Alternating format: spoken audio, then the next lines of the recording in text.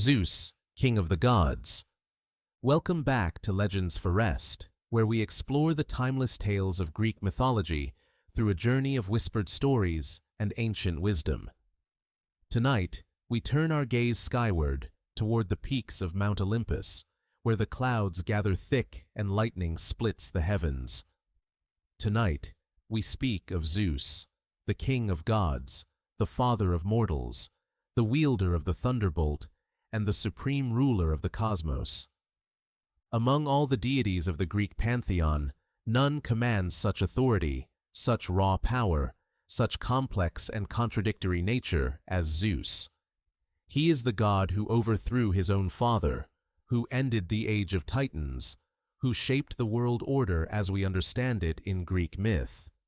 He is both just lawgiver and philandering husband, both protector of guests and destroyer of the impious, both father figure and tyrannical king. To understand Zeus is to understand the very heart of Greek religion, for every prayer ultimately ascended to his throne, every oath invoked his name, and every bolt of lightning reminded mortals of his ever-present gaze. Close your eyes for a moment and picture this scene. The summit of Mount Olympus, shrouded in eternal clouds, where golden halls gleam with divine light.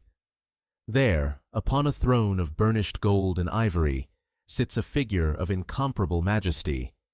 His beard flows like storm clouds, dark and full, framing a face both terrible and beautiful.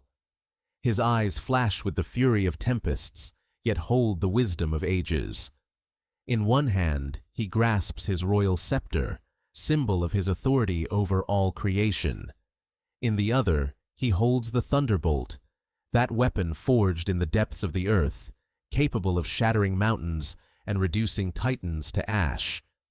At his feet, perched with regal stillness, sits his sacred eagle, Atos Deos, whose keen eyes survey all the mortal world below.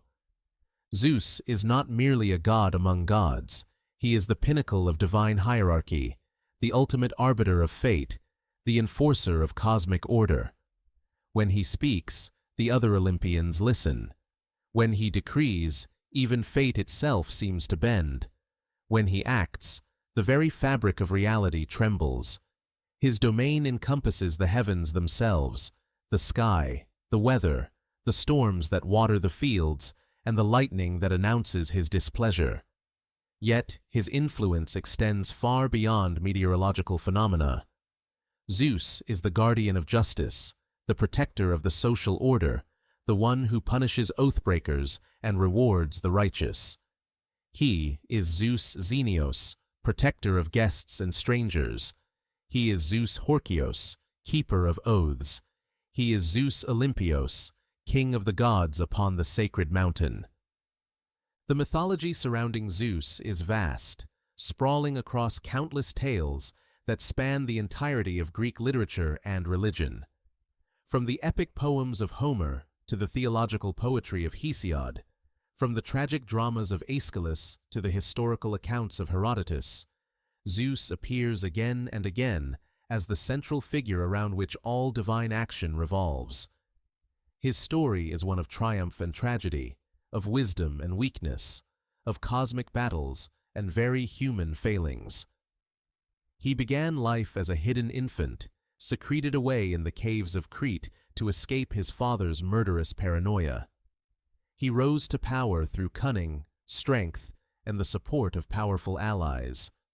He waged wars that shook the foundations of reality itself.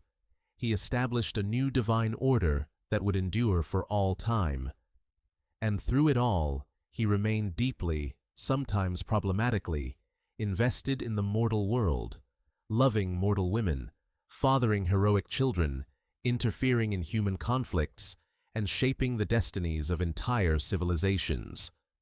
The tale we embark upon this evening is comprehensive and layered.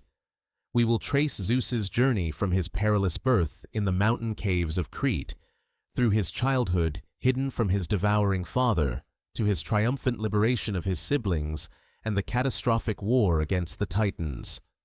We will explore his establishment of divine order through his 7 wives, each representing different aspects of cosmic organization. We will witness the challenges to his rule, the giants who sought to overthrow Olympus, and Typhon, that monstrous storm giant who nearly succeeded where all others failed. We will examine his powers and symbols, the attributes that made him recognizable across the Greek world. We will follow him into the plains of Troy, where gods and mortals clashed in Homer's immortal epic. We will consider his countless affairs with mortal women and the heroic lineages that sprang from his divine seed. We will visit his great sanctuaries, particularly Olympia, where the most famous games in history were held in his honor. And throughout this journey, we will seek to understand not just the mythology, but what Zeus meant to the ancient Greeks, how they worshipped him, feared him, honored him, and saw in him a reflection of their highest ideals and deepest anxieties about power, justice, and divine authority. The story of Zeus is, in many ways, the story of Greek civilization itself. His triumph over chaos represents the Greek ideal of order over disorder, civilization over barbarism, law over lawlessness. His complex personality, capable of both tremendous justice and petty jealousy, mirrors the Greek understanding that even the highest authority contains contradictions. His relationships with mortals reflect the Greek belief in the close interplay between human and divine realms, where gods walked among men and divine blood flowed through heroic veins. His role as father suggests not only biological paternity, but the entire structure of patriarchal authority that governed Greek society. To study Zeus is to peer into the very soul of ancient Greek thought. So settle yourself comfortably, let the world around you fade, and prepare to journey back across millennia. We return to a time when gods were real, when myths were living truths, when the crash of thunder was not mere atmospheric phenomenon, but the voice of the Sky Father himself. We return to the age of heroes and monsters, of cosmic wars and divine intrigues, of fate and free will locked in eternal struggle. We return to the realm of Zeus, king of gods and men.